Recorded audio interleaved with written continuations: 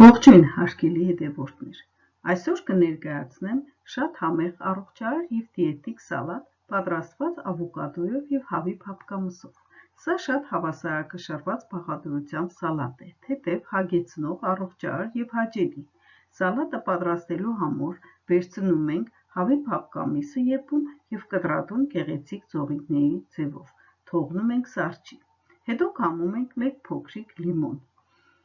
Երկու ավոկադոն մաքրում ենք կեղևից, կորիզները հանում և կտրատում, վրան լցնում ենք 2 ճաշի գդալ լիմոնի հյութ, լվանում ենք մեկ կանաչ սալատը, կտրատում, հետո լվանում ենք կոդեմը և թարքում։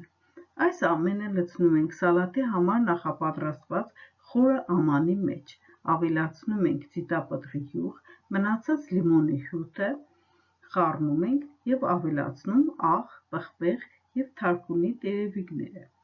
Եթե չունեք ձիթապտղի յուղ, կարող եք փոխարինել ցանկացած բուսական յուղով,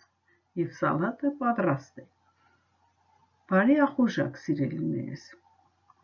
Վայելեք այս հաճելի սալատը և չմոռանաք գրել ձեր կարծիքը։ Խնդրում եմ բաժանորդագրվեք իմ ալիքին, որպեսզի հետևեք հաջորդ հաղորդումներին։ Առողջ եղեք, սիրելիներս։